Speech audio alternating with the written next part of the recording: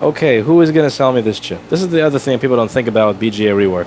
So, when they're saying how they're going to get into it as a way of making money. So, they'll say, you can make money by replacing graphics chips. And I'll say, okay, Sharky, where do you plan to buy these chips? NVIDIA and AMD. But Sharky, AMD and NVIDIA don't give a fuck about selling to us. They only sell desktop-class processors that are retail. They're not going to sell BGA chips to laptop motherboards. Why not? Because they don't care about us, and they don't want us to fix their products. So maybe I'll get them off eBay? Well, where do you think the guy on eBay got them from? NVIDIA directly? Oh, you dumb little Sharky. Yeah, right. They came off the back of a fucking truck. And they were all bullshit. You have to remember that everything with this business everything that we do is stuff that we're not supposed to be doing. We are all criminals. We're all these terrible people because we actually want to make stuff work again instead of throw it in the garbage. Again, I dare you, try. Go ahead. Go ask AMD, go ask, these companies, hi, I'd like to buy 100 of this chip. They're going to ignore you. They're going to ignore your email. They're going to tell you to fuck off. They have no interest in seeing any of us work on any of these products. Alright, so today I'd like to go over the circumstances under which it is okay to reflow a BGA chipset, and I'd like to provide you with an example. It's okay to reflow a BGA chipset if you believe that there's an honest chance that liquid got under that BGA chipset and that there's corrosion that's keeping it from working. Even if it's a flip chip design, it's okay if you really firmly believe that there's water that got under it. So for example, over here we're going to be looking at a board where I am very, very certain that liquid got on this area of the board. So on the other side of the board, right in this area, you could see that I was doing some work by some of the sensor ICs, and I've gone over what these do in the video on Apple supporting planned obsolescence. We went over the sensors. Now, I know that liquid got on the edge of the board, and I'm having an issue when it's booting. What it's doing is it turns on. So the machine turns on, and then it just goes nowhere. So a little white light comes on, and the fan spins, but it's just blank. And this often happens when you have corrosion under the MCP or the CPU. So let's go over a little hint that tells me that it's not a failed BGA chipset, but rather corrosion. So when you go next to the PCH over here, and I zoom in, what you're going to see is that there's a big spot of corrosion. And what happened here is this actually got ultrasonic. So this has already been through an ultrasonic cleaning process, but that's still there, which means that there was probably a lot more before the ultrasonic cleaning process. So what I'm going to do is I'm going to make sure that I clean off all that little edge bonding stuff that I took off, and then I'm going to reflow the chip. Because this is one of those very, very few times where you can actually reflow a BGA flip chip, BGA chip, and not feel guilty, not feel like you're ripping somebody off with something that's going to fail again.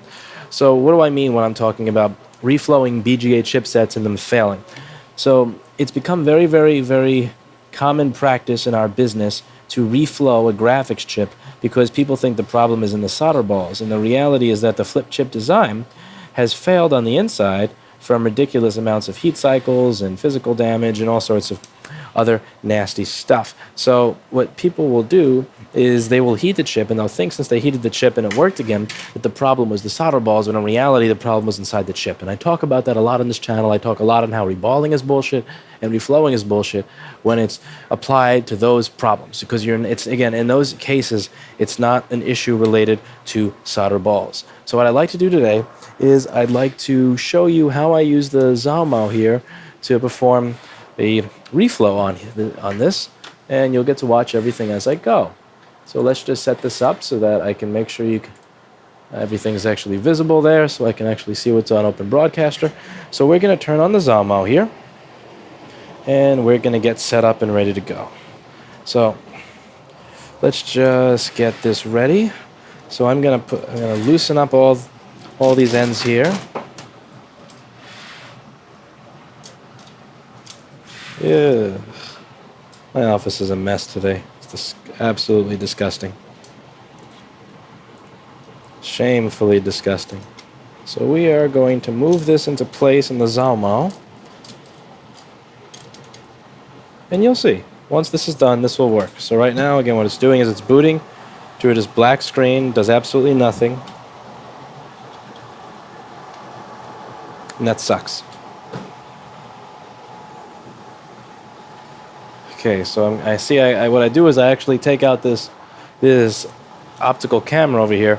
I'm not actually using it to align the chip. What I'm doing is I'm using it to align this.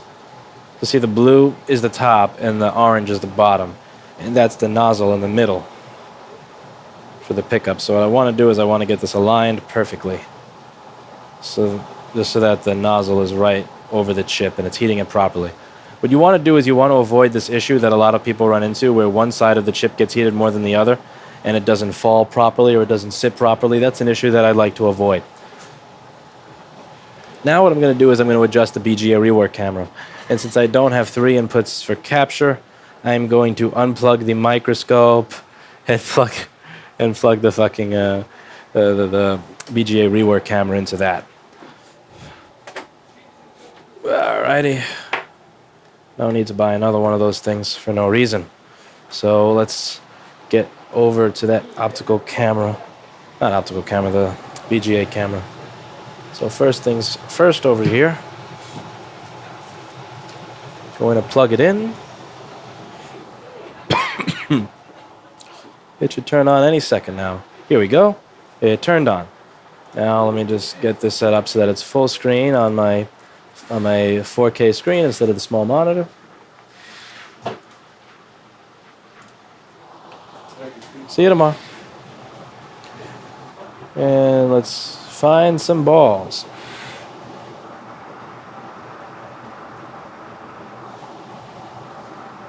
Okay, that is...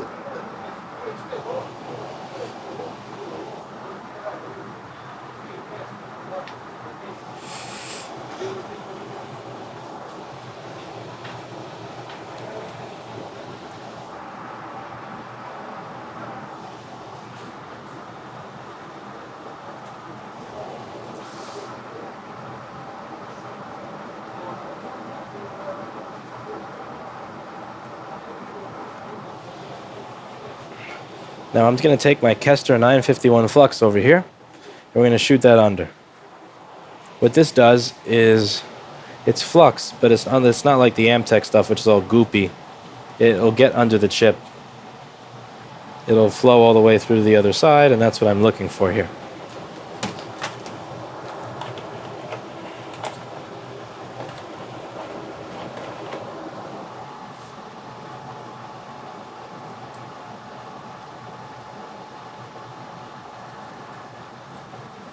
Okay, we've got it all under the chip.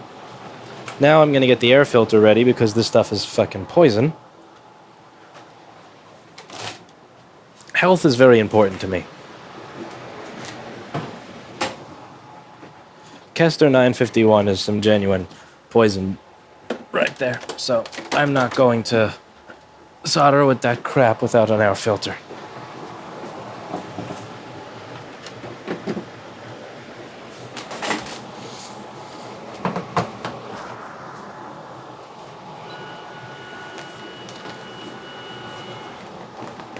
You may ask, why don't I have a second air filter for the BGA machine? And if you watch this channel, you know that 99% of the time, the BGA chip is not the problem. When it is, the board often really isn't worth it anyway. And all the BGA problems, there are like graphics chips, the ones that are really common are recalled by Apple anyway.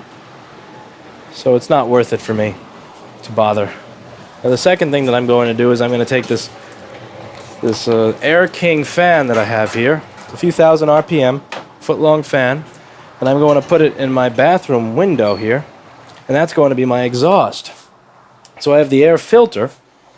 I have the air fume extractor, which is going to suck up all that stuff. I have the air conditioner working, which is going to bring new air into the room, and then I have this fan over here, which is going to be, again, it's like a few thousand RPM, 12-inch fan, very strong fan, and what that's going to do is that's going to exhaust all this garbage right out the window. Again, this is a small room. It's not perfect for soldering by any means, and I know that it's not perfect. So what I'm going to do is I'm going to do everything that I can to make sure that I'm not breathing that crap in or leaving my staff to breathe that crap in, because I have some basic level of respect for them. So that's good.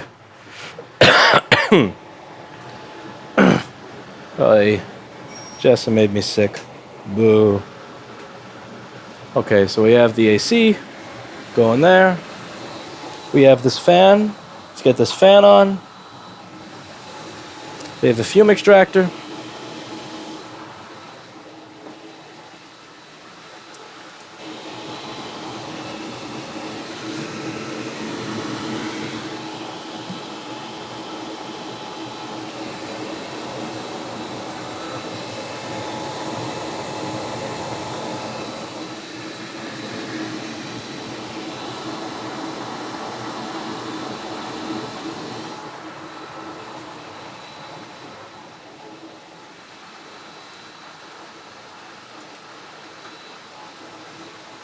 And this is where we need some patience.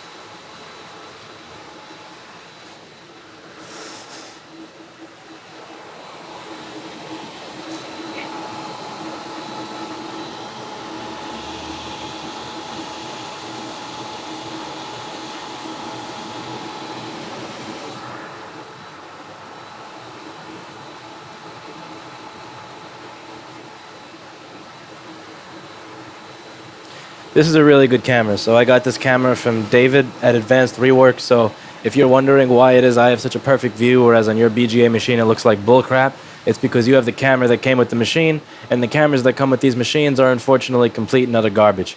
I know these machines are $2,000, $3,000, $7,000, $12,000, and for that amount of money, I know you'd expect the camera to not be a piece of crap, but unfortunately they are.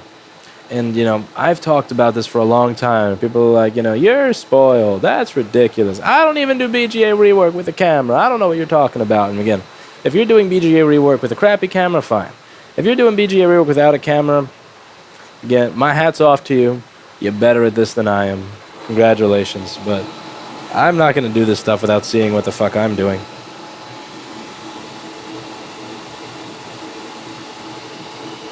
I have no desire to do this without being able to see what I'm doing.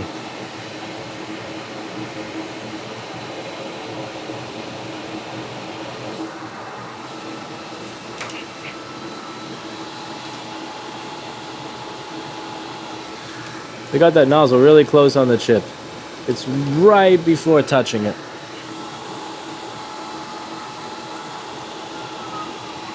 So it's really close and it's concentrated. That nozzle is almost a perfect fit for the PCH. Goes ever so slightly outside of the boundaries of the chip, which is exactly what we want. Now the thing is, you can set up a basic profile. You should have a basic profile for whatever it is you're doing, but you have to realize that that is going to change with different boards. So different boards that are at different temperatures and, you know, different weather conditions in your room when you're working. The machine may work a little different that day. These boards are all different sizes. They have different areas of heat absorption.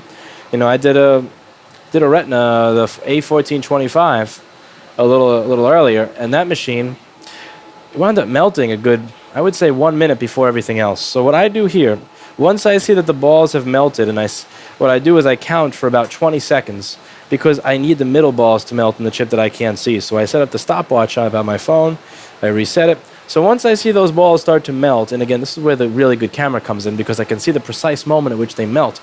Once I can see that they've melted, I hit start.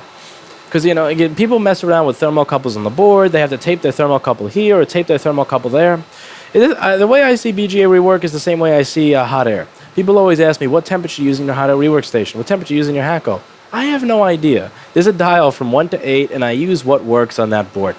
And every board in every different area, these different boards are going to have different areas in which they work, and it's just something that you kind of learn as you go. And same thing here. I have a profile that I set up that it works based on the proper standard accepted. What is it? It's something best practices for BGA rework, and I set up a profile that goes along to that. So you have a little thermocouple on the board, and you see where it stays at this temperature for this time, that temperature for that time, that temperature for that time. So what I did after that, having that profile, is I added a second stage to it where it stays on for about 10 or 20 Celsius above for another 20 or 50 seconds, and I stop it manually. If it finishes the profile sooner than it was supposed to, I stop it. If it takes longer, then I let it go longer, but I'm not going to run it according to one static profile. You're going to find, even if you set up one exact profile, that every now and then it's going to be different. And you have to also consider the fact that you're always working on different boards. So let's say you get a different board to work on. Are you going to buy a profile board for that board and then take 2 to 6 weeks to set up an exact profile? Is that how you plan to be profitable?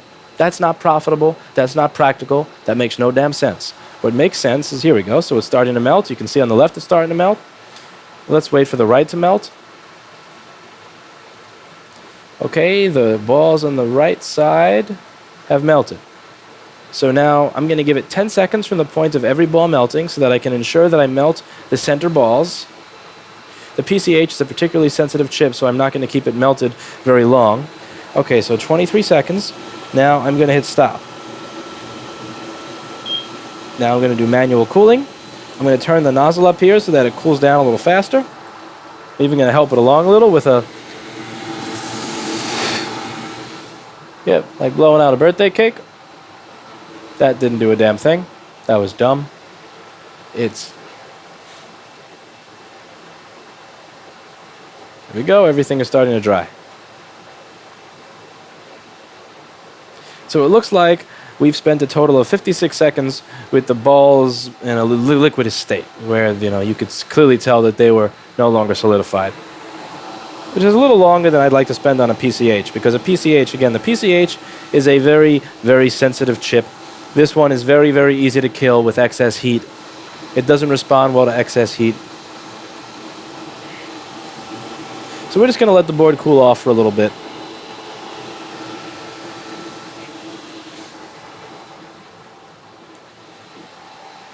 And again, it's going to be by feel. So this is a profile that I usually run for 350 seconds. We're 314 seconds into the profile, and it melted. And I didn't expect that. That's not how it worked the last time I worked on this motherboard. But that's how it worked this time. So that's why it's important to see it, because again, you can have a little thermocouple next to your chip all day long, and you can watch that little temperature sensor all day long and still have absolutely no idea what's actually going on when you're working on that chip. You have to see what's going on. At least that's my opinion. Again, there are a lot of people that get by not doing that, but I can't. By the way, to get rid of that myth that everybody keeps trolling with that says that I have a boner every time I wear these specific set of pants, it's the way the pants fold, see? You can just pop it back and see, now I went from having a boner to having a vagina. Are you happy? Fucking trolls. So, let's see. So we're just about to a point where the board is kind of cooled off. I can turn off the filter. Since the Zalmau just ran, the room is a little warm now, so I'm going to turn on the AC. I can turn off the exhaust since I don't... That's how I turn off the exhaust. I flip the light switch in the bathroom and I swing the exhaust door shut. Okay. Now we're going to enlist the help of Sharky. Hello, Sharky. Hello. How was your day, Sharky? Good until you burn the roof of my mouth again. I'm sorry to hear that, Sharky.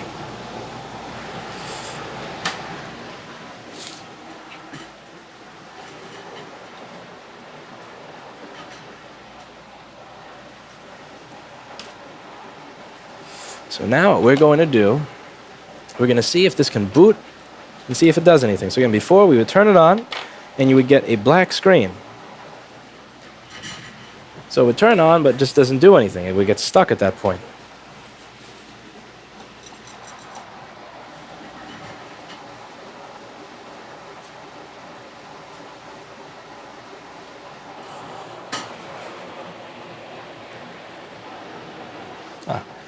Down here.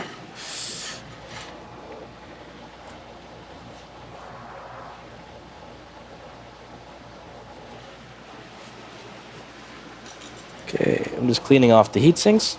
So I have a napkin that's half dry and half alcohol on the other side. So I remove all the junky part, the dry part of the napkin, and then I use the alcohol part of the napkin to ensure that there's nothing left and there's no residue.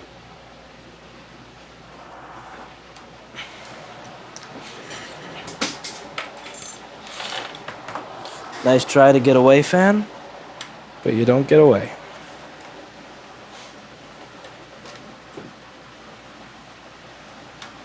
The one thing I like about the articulating stand, one of the very few benefits of this, you know, because again, the thing that drives me nuts with the articulating stand is that this thing is always moving around.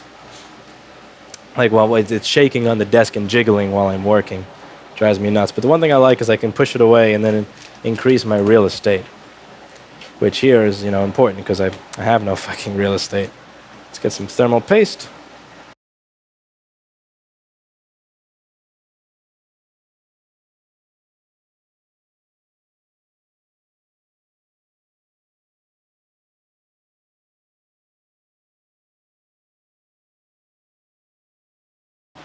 Now, if it works the same, the issue is probably something else. If it doesn't work at all, it means the chipset itself was actually dead and this is not related to corrosion, and that the chip needs to be replaced. Because if the chip is... If you get a change after heating a chip, so let's say you get a change where it dies, then you have a bad chip.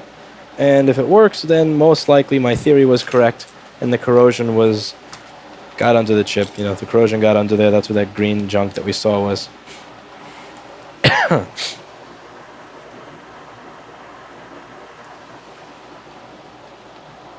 So let's see what we get here.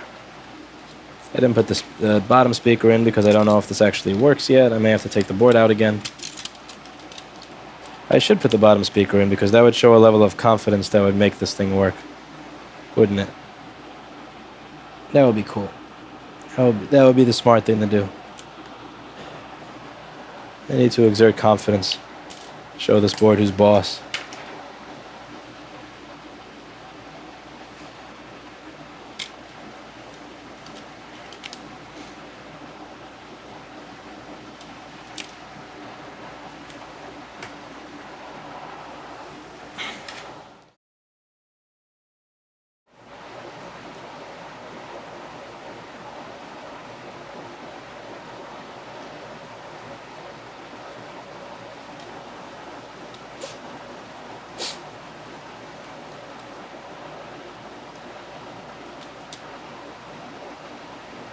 Dead. Totally dead. So, okay, I was wrong. Bad chip. Hey, sometimes I'm wrong. Sometimes I'm wrong. So let's remove that chip and put a new one on, shall we?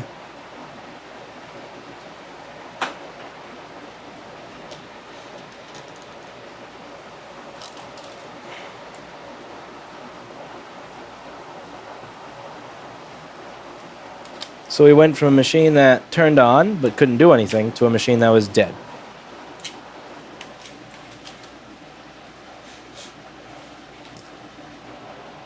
And the PCH is responsible for many of the power functions in the machine.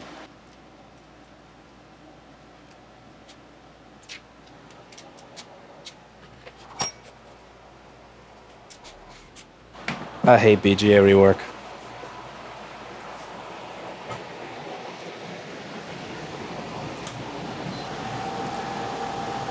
Alright, mofo.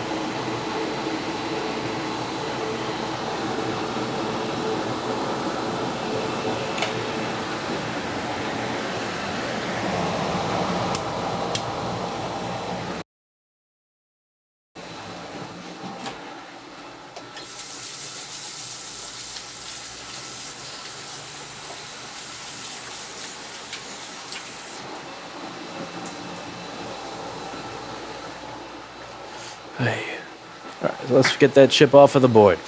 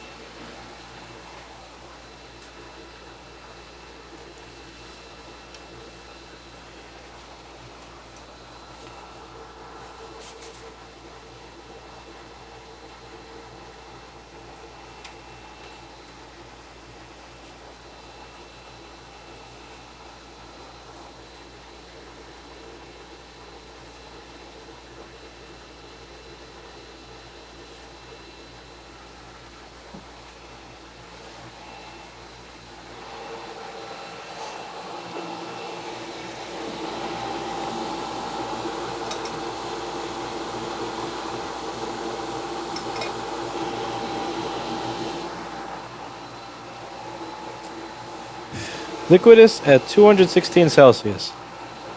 This chip melts real easy.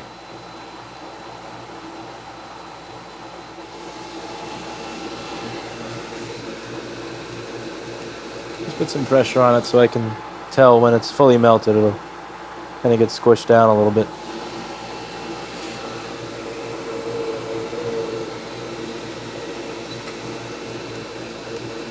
Ah, here we go. You know how rare it is that this feature of the machine actually works and it sucks up the chip?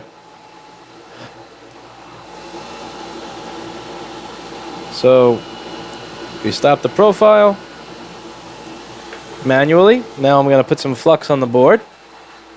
Let's just turn off facial focus in this camera so that it autofocuses properly. Now the camera's kind of far away, so I'm not sure how good this is going to look, if it's going to look that good at all. Let's see what it gets. This is as far as that camera will zoom from the other side of the room. Yeah, you can't see shit. Oh well. But what I'm doing over here is I'm gonna run a leaded solder ball with a bunch of this Amtech 559 here over there, and it's gonna get rid of a lot of the junk and the nasty old mucked up old leaded solder.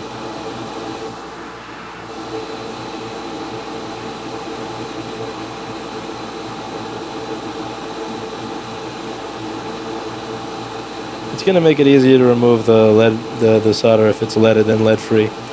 So I run the leaded ball all over, and it's just going to pick up all the lead free shit.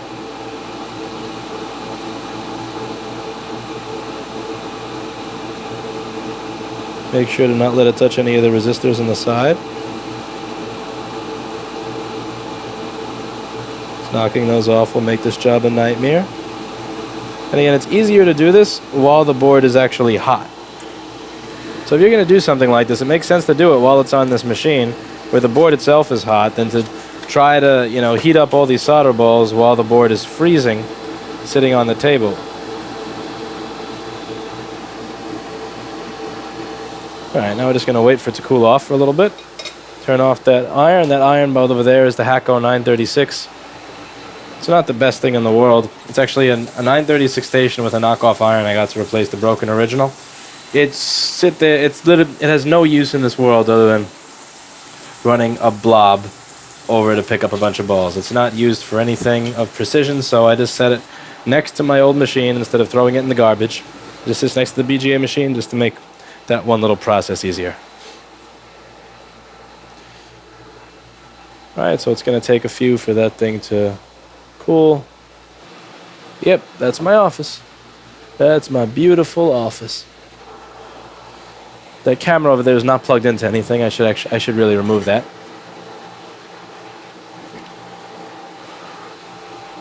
Let's see, what temperature are we at? Okay, we're low enough that I'm not going to burn myself, so machine can go off. And I just dropped the chip onto the board. Fuck, that was dumb.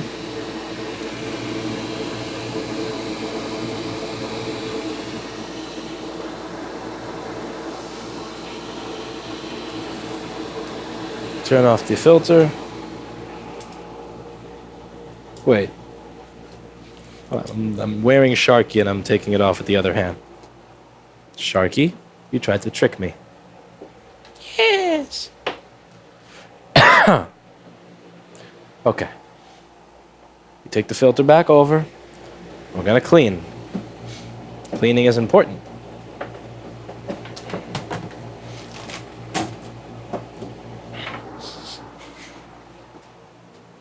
And so is filtration. If I made any real money off of BGA rework, I'd buy another filter, but I'm not going to spend like $500 on a HAKKO FA430. It's a beautiful filter. I'm not saying it's bad. I'm not going to spend on it for something that I do, like once every 2 weeks. Doesn't make. My friend Jake's, his mother, says this thing that I find funny. That's really, I like the saying. It's if it don't make dollars, it don't make sense. And I very much agree with that saying. I think it's spot on. It really speaks to my business mentality. If it don't make dollars, it don't make sense.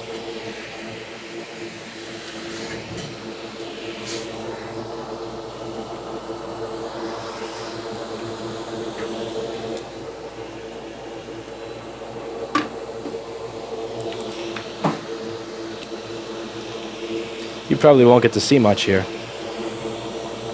I don't think you're going to get to see much because this microscope only goes down a 0.7x, and you kind of need something like 3x to be able to see the entirety of a BGA chip. Let's just plug the microscope back in. Let's see if you can actually see anything as I'm working.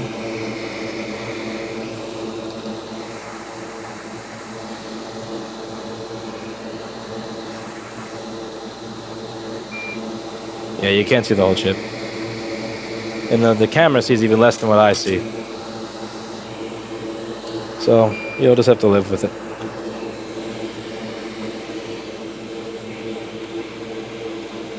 So we're going to get rid of all the old solder.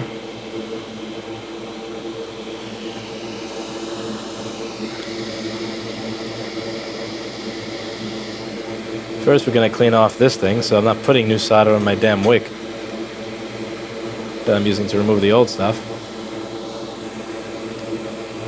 I have this HAKKO at 599B and I forget to replace it very often, so I wind up using... It's like I'm using... it's more solder on the tip when I take it out of that fucking thing than there is before I put it in there. Sonny pointed this out to me and was nice enough to give me his, which I very quickly, ruined. I laid waste to it. Again, so when you're going around the sides, it's good to bend the wick like this. See what I'm doing, so I'm not hitting the resistors. It's not good when you like whoops. You should bend it like this so that you're not hitting the resistors on the side. It's going to make the rework process a lot easier. And you don't have to push hard. I'm not pushing hard on this wick. I don't want to take every single pad off of the board. That's not my goal here. Okay, we're going to cut it off.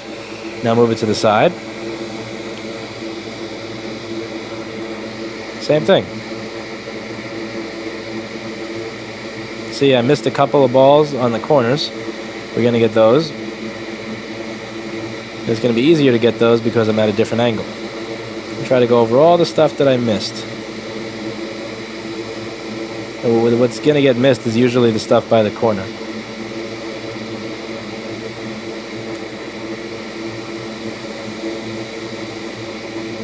I'm never going to lift the iron without lifting the wick along with it. That's an important part of wicking these BGA pads. Okay, now we're going to clean this disgusting garbage. So I'm gonna grab a clean room wiper. Again, I'm not going to use a paper towel here. I prefer to just not have to clean dust off of the bottom of the chip. Wrap it around a few times, take some alcohol, and this is the gross part. You don't want to use a paper towel here because the thing is that flux that's inside that I use, and also the flux that's inside of the Gut wick that I use. By the way, if you notice that my wicking seemed a lot easier than yours, it's because I use Gut wick, which is good stuff, whereas you're probably using that stuff that says solder wick in white writing with a blue backdrop that you get on eBay or Amazon. That's total fucking garbage. Guess how I know? Guess how many pads I ripped with it? And yeah. Not good stuff. Running wires to chipsets because you use bad wick sucks. So, anyway. See, I forget what I was talking about before that. But yeah, here we go. So that's my BGA sight. There. That looks much more natural in the camera now than it did before. This is my BGA sight.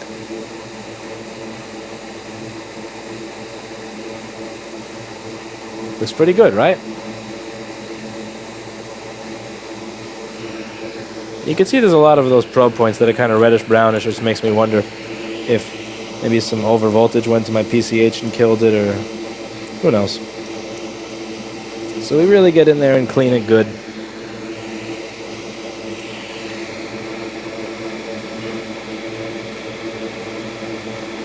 Didn't knock off any resistors on the side, that's good. That little cap could use a touch up. I'll touch it up later on.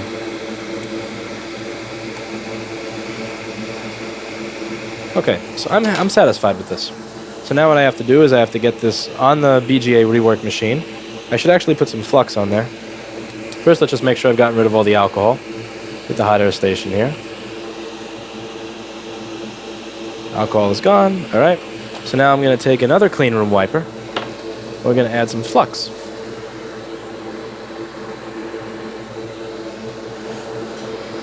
Let's get my Amtech 559 over here. Now, usually I would use a specific flux for lead versus lead-free. I'm doing something that's not best practice here, because they make them for specific materials. But there's not much I can do at the moment.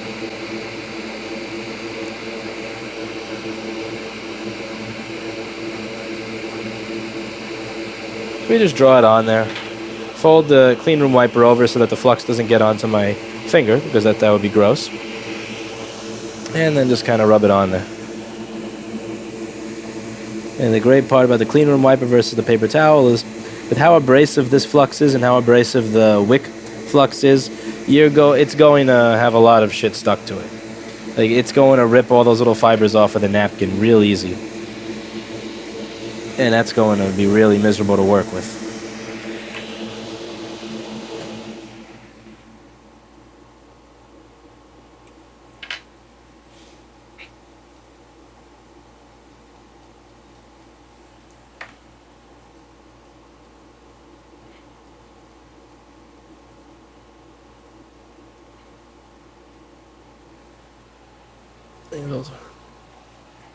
Okay. Now the most important thing. Forgot the orientation of the fucking chip. Because it fell off of there. Damn it. So what I have to do now is, let's just look at another board. Get the orientation of it. Okay. Yeah. Okay, I got it. Orientation. Beautiful. Okay, turn off this.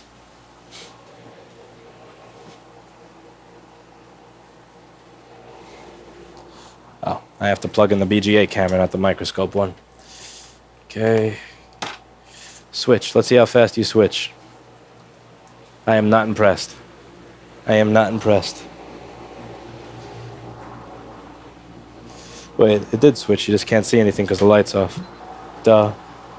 I'm not impressed with how dumb I am either. So, okay, let's get this on the BGA machine.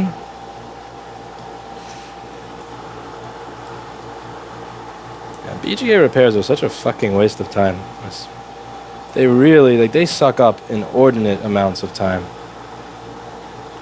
Because again, keep in mind, this could be a board that had something else wrong with it. Because you're never really 100% sure with anything related to liquid damage that your estimate is perfect. That you were right. That there was nothing else wrong.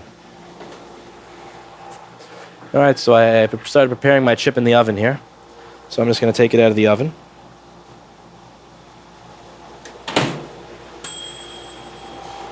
Set the machine to operation, manual vacuum. This is the part that's going to hurt since I just took it out of the oven. Alright. Let's see how far off this is.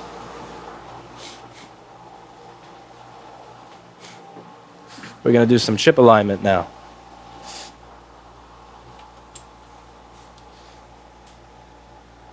Let's get this thing off of facial focus. Wait, it wasn't on facial focus. Oh, great. So now I was out of focus the whole video. Lovely.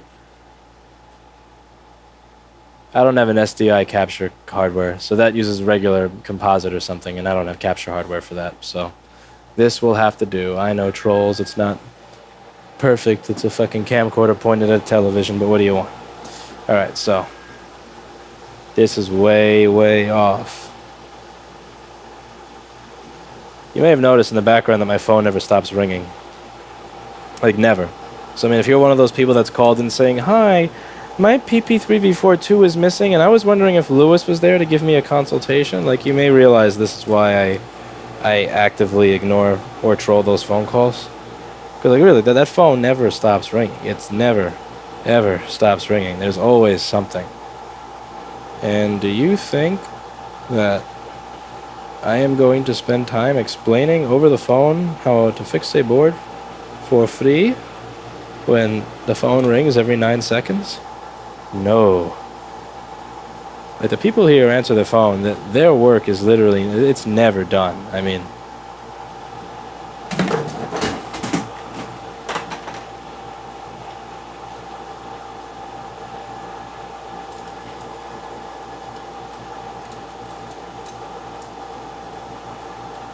alright, let's get this into place. This is probably painful to watch. I'm just moving the things around here so that I can get it into place. So once it's like approximately in a place, then you can, then I tighten these standoffs that go into the board screw holes, and then from that point I can use the fine controls on the machine to actually get this in a place perfectly.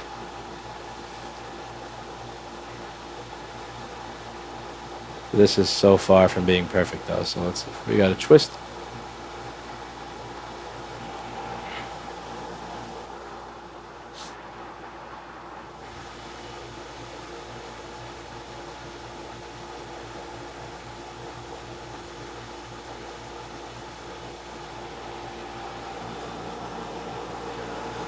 It also doesn't help that nothing in Manhattan is level.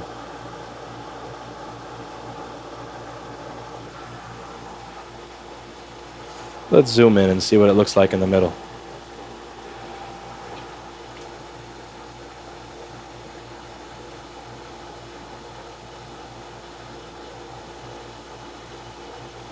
Let's get some more blue light.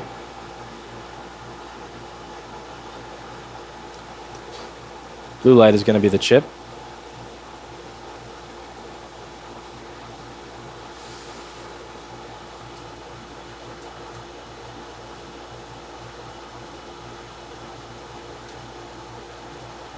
So now that the middle is good, the sides look a little better.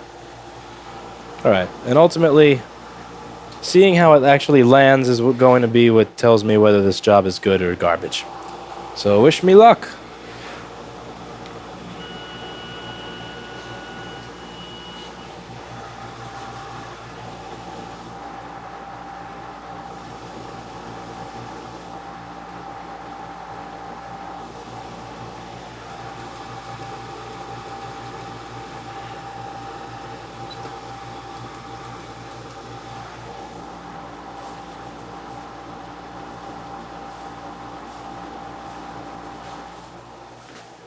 So it looks like they've landed on the pads. I'm going to hope that they landed on the pads because hell if I can really tell from...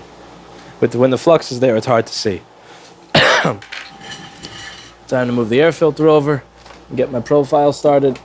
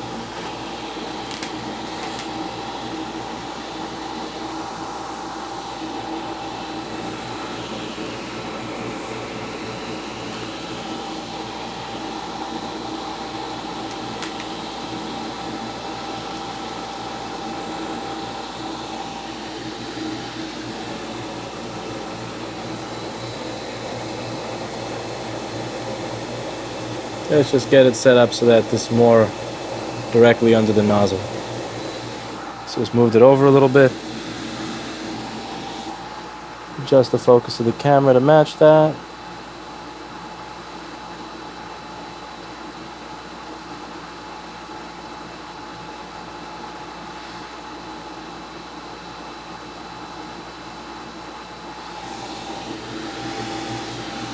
Also, since this is kind of a really easy to kill chip, I'm actually going to lift the heater up off of the board a little bit.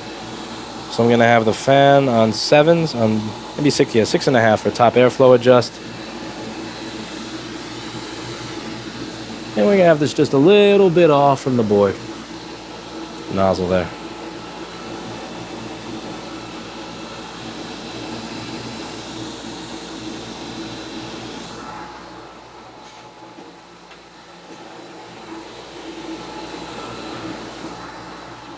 I should have my stopwatch ready as well.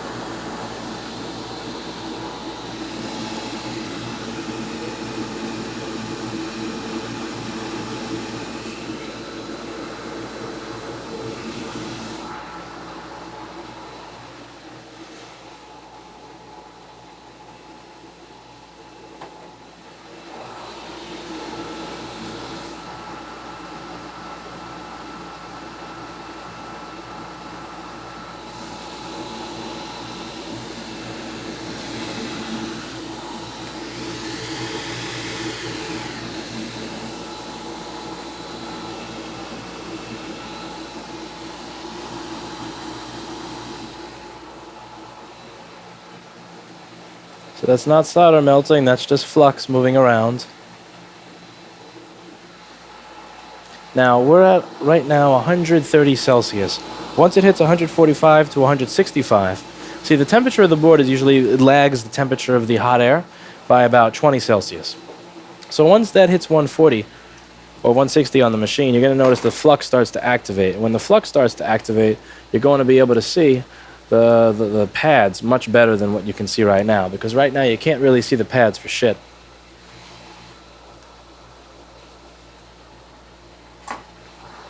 Because the flux is over them.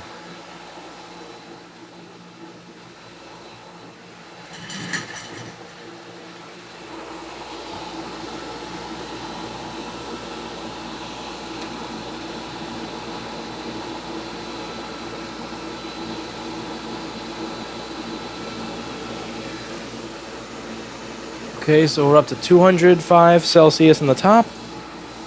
And since we're just about to enter the stage, wow. See, this is what kills me is this. I got this chip off eBay, which is pretty much the only place that you can get a lot of this shit. So why is supposedly new chip with lead-free solder melting at 200 Celsius, which is 180, which is what leaded would melt at? See, that's probably happening because this chip is some fake-ass reballed bullshit. What you gonna do?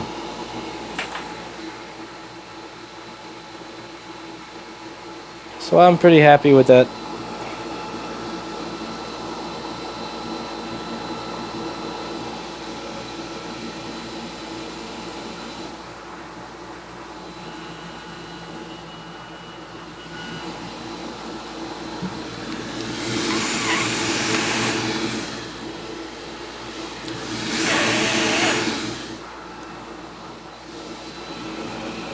Assisted in drying.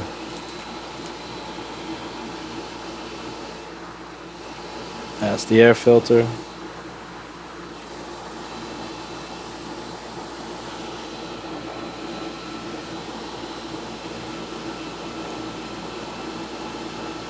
Alright, now we just wait for it to cool off. This board is probably that chip is probably some reballed bullshit. Either a gremlin crawled inside my Zalmo and has it so that all the temperature readings are 50 Celsius off, or what I bought off of eBay was reballed bullshit. You may be wondering, well, Lewis, you say you don't like eBay. Lewis, why would you buy this off of there? It's like, okay, who is going to sell me this chip? This is the other thing people don't think about with BGA rework. So, you know, when they're saying how they're going to get into it as a way of making money. So, you know, they'll say, You can make money by replacing graphics chips. and I'll say, okay, Sharky, where do you plan to buy these chips? NVIDIA and AMD. But Sharky, AMD and NVIDIA don't give a fuck about selling to us. They only sell desktop-class processors that are retail. They're not going to sell BGA chips to laptop motherboards. Why not? Because they don't care about us, and they don't want us to fix their products. So maybe I'll get them off eBay? Well, where do you think the guy on eBay got them from? NVIDIA directly? Oh, you dumb little Sharky. Yeah, right. They came off the back of a fucking truck. And they were all bullshit. You have to remember that everything with this business everything that we do is stuff that we're not supposed to be doing. We are all criminals. We're all these terrible people because we actually want to make stuff work again instead of throw it in the garbage. You know, again, I dare you, try. Go ahead. Go ask AMD, go ask, you know, these companies, hi, I'd like to buy 100 of this chip. They're going to ignore you. They're going to ignore your email. They're going to tell you to fuck off. They have no interest in seeing any of us work on any of these products.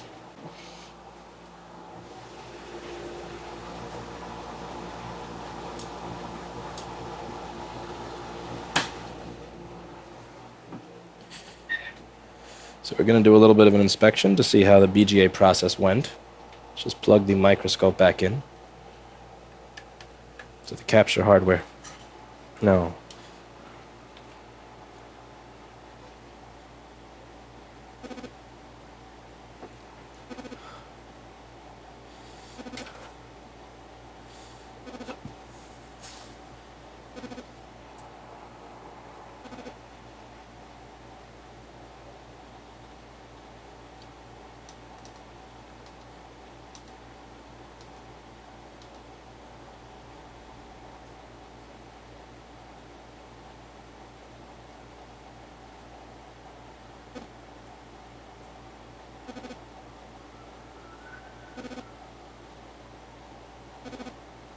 I shake too much.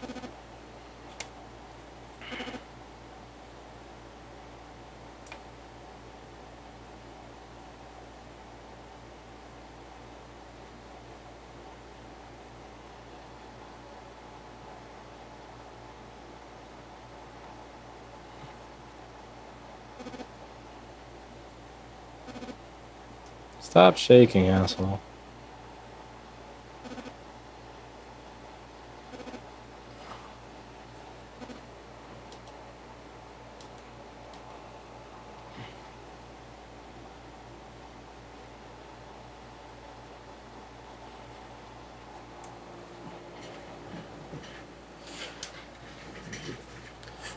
Alright, so before I bother putting a heatsink and all that other crap on, you know, do I get my favorite thing in the world? Do I get a fan spin? Because I would love to see a fan spin.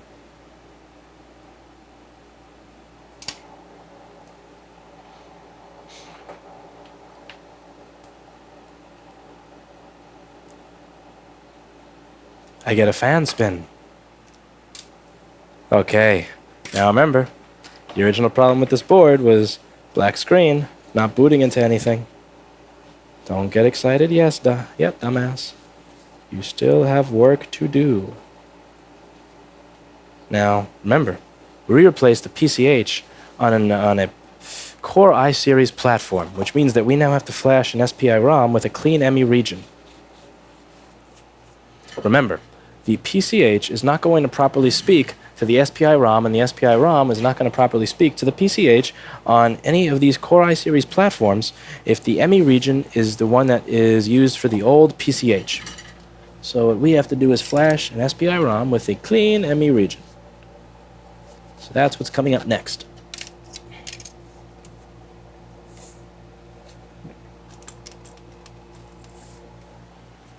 That takes fucking forever. You have to use this little BIOS programmer that I have, and oh my god, it is fucking slow. Like writing 8 megabytes. You'll see. You wait till you see how long it takes to write 8 fucking megabytes. So I'm gonna close out of all the junk that I have open. So I have a lot of windows open here. A lot of windows.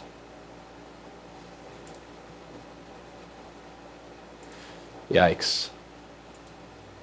Oh, I'm never gonna see my desktop at this rate. Wow.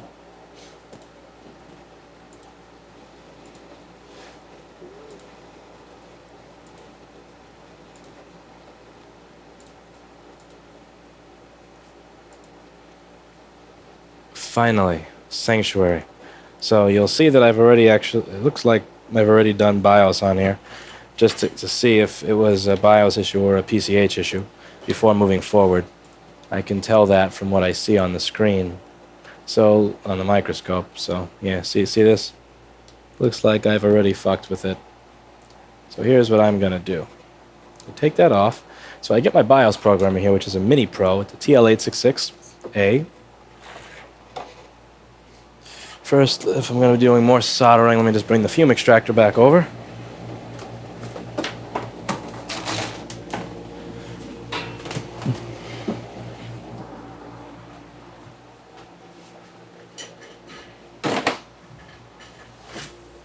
Okay. You may ask why I put the fume extractor in this inconvenient space. It's because I can hit the on-off switch with my foot. So I get driven nuts by this thing when it's on at high all the time because it's a loud, annoying noise. So I want it to be someplace where I can easily switch the settings from low to high, and I also want to be able to instantly kick it off. It would be nice since this thing costs $600 fucking if it came with something like a foot switch. Hint, HAKKO, hint. How to design a product that's less annoying. The FR810 makes it obvious that they don't care about designing a product that's less annoying. You know, I mean, really, who wants to use that alarm clock setup with the fucking pound key? You got the pound key and the asterisk key for setting temperature instead of a standard system. I don't understand that at all. That is so fucking counterintuitive for no good reason. So first thing I'm going to do here is I'm going to desolder the SPI ROM chip from the motherboard. Now, I'm not going to get an ME region cleaning here because this video is going to wind up lasting all day. But the thing is, you have to have an SPI ROM that has a clean management engine region. So I already have one that has that. You can find these on forums online if you don't know how to do it. And that's going to be, finding that is going to be your adventure, since I've kind of given away enough information as it is.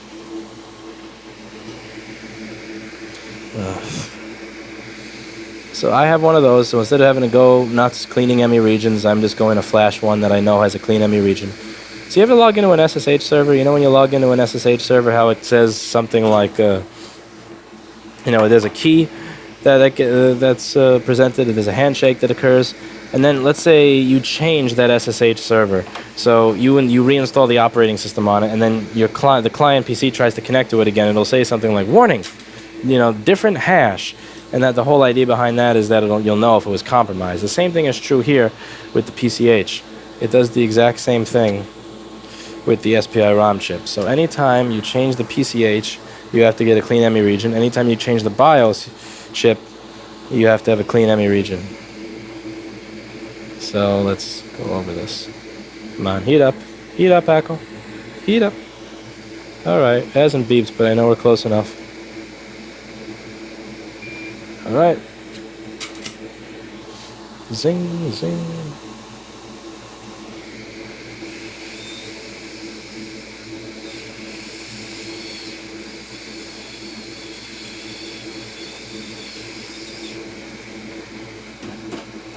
That was bad focus on the microscope there. Sorry about that. Alright.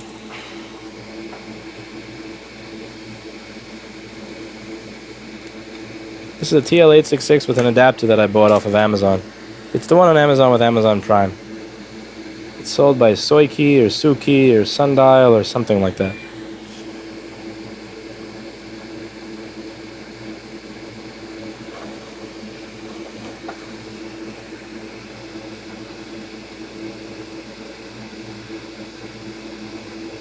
Oh boy, nice joints. That makes me very happy and excited.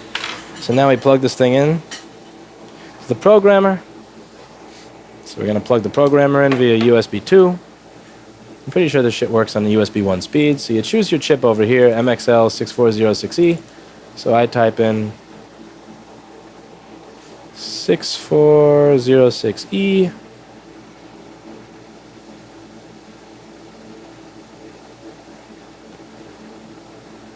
SOP8, that's the package.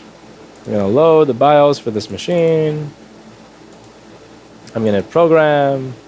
It's set to check the device ID, which it already did. Over up here it says, actually it didn't say chip ID. Let's see if it finds the chip. It's going to erase before it flashes and verify after. So it must have gotten the chip, yeah, the ID C22017. So if it doesn't get the chip ID, it means you have not done it properly. It means you haven't soldered it properly, you chose the wrong chip, or the chip you're using is fucked up, or you shorted the pads. So anyway, look, this is pretty much how long it takes for it to write an 8 megabyte file. 8 fucking megabytes all day. So I might as well just get the board prepared in the meantime while I'm waiting for this bullshit, which means just putting some solder back on the pads for the BIOS chip.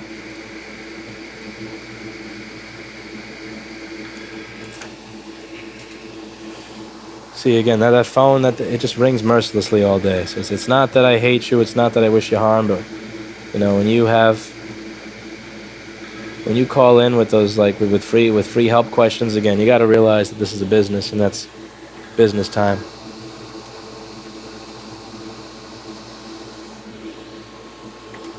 See, they just weren't able to pick that up because they're already on the phone with a bunch of people. So I just had to pick it up and transfer it to them since I'm doing the damn YouTube video. But it's like, you know, it ain't that I don't, you know, it ain't that I personally hate you. It's just business time is business time. And during business time, I have no ability to deal with you if you're not a customer. It's just not being mean, you know. I just can't. I can't help you. Because if I help you, then I can't help all those other people that keep calling nonstop all day that actually have the desire to become a customer.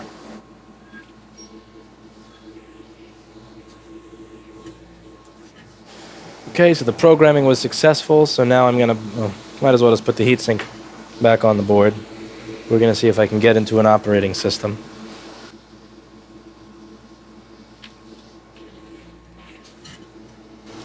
Is BGA rework a waste of fucking time or what? I mean, this is clearly breaking the 20-minute rule. Like, really, really breaking the 20-minute rule.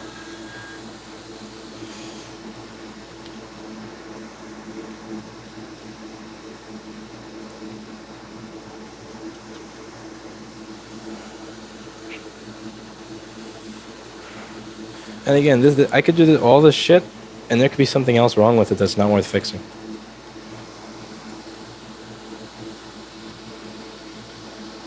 I mean, again, if you're under that idea that BGA rework is the real moneymaker and you can't fix motherboards without a BGA machine, you know, I'm here to tell you that that's a bunch of BS. I'm also here to tell you that most of the at least if you're working on the same line of products that I am. If you're working on this line of products, the money is not in having a BGA machine. If you have it because you have a way of doing business where this makes you profitable, by all means, continue doing it. More power to you. But if you're just getting into this as a craft, you know, BGA rework is not where your money's going to be. So anyway, I figured out why the PCH was bad last time. It was a lack of confidence. Remember when I said I didn't put the speaker on because I wanted to make sure it works first? Well, this time, not only am I going to put the fucking speaker on, I'm going to put the adhesive strip on it so that it stays in the machine. That's what I call confidence. They're going to show this fucker who's boss. We're expecting you to work. You're glued together. There are these strips that keep the speaker adhesed in, and those wear out with time. Especially if the machine was liquid damaged and liquid got on your adhesive. So I'm going to put a new set on. There's nothing worse than when a customer gets the thing back and the speaker's rattling. It's like, you fixed it. And yeah, you're right. That complaining about that tiny little reassembly error is something that's petty. But at the same time, when they're going to notice that. And even if they don't complain, even if they have it in them to not complain because they needed a lot of work to get this stuff to work again, they're going to notice that. And that's going to make them not really want to come back to you or have something fixed in the future. And the whole point of this channel is to encourage repair opposed to, you know, destruction and throwing shit away and letting Apple get, you know, a couple more $100 billion off of ripping people off. And that's going to come from doing the job right.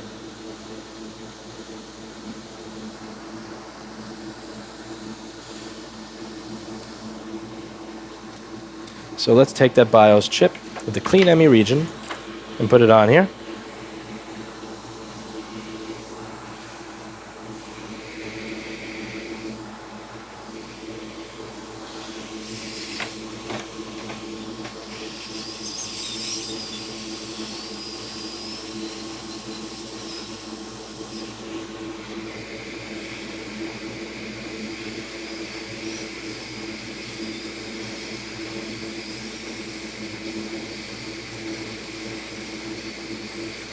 I'm getting owned. That's awful.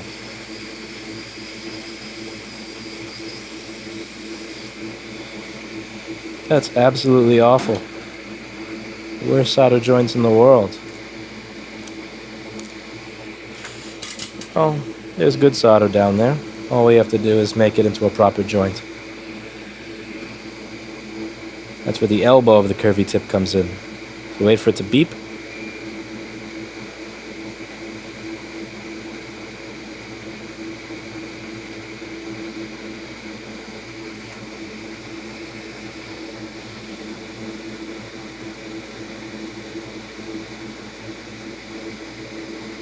Okay.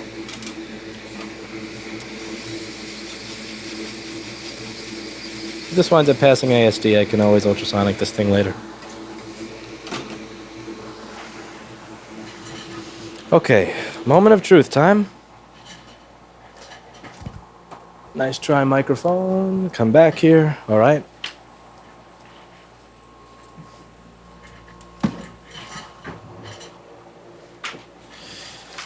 Does this work, or was all of this a waste of fucking time?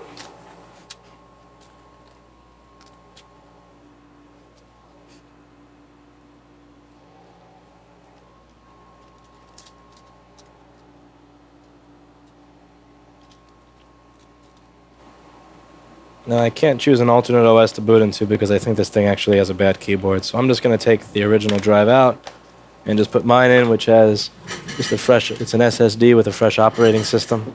I have no patience for waiting for a hard drive.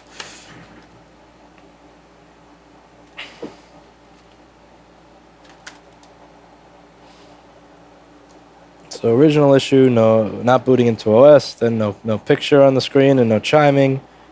Now, let's see what I get. So what do you think I'm going to get? Any faith? Think it'll work? Or do you think this was all a waste of time? What's your opinion? Here we go. Green light. Fan spin. And beeping. Okay. Let's try a different memory stick.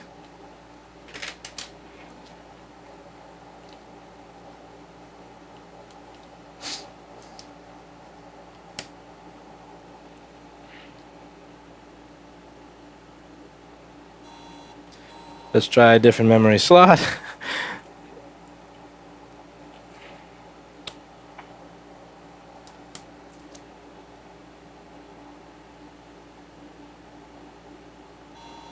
And this machine can eat shit and die. Yeah, that's that. That is that.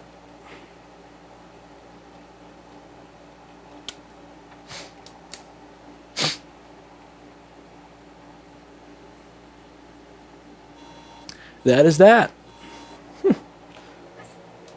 This is why this is a BS thing to do. Because these chips that you get are total bullcrap. Just complete and utter horseshit.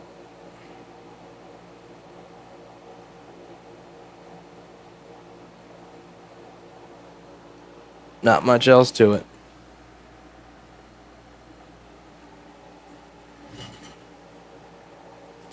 So I'm going to wash my hands from the flux.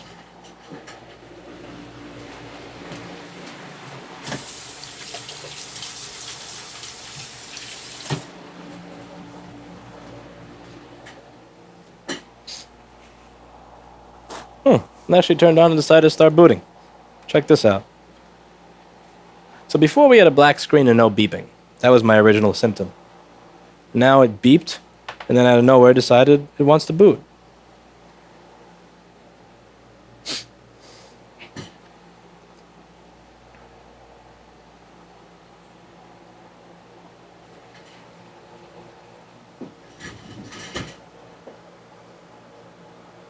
But it won't boot.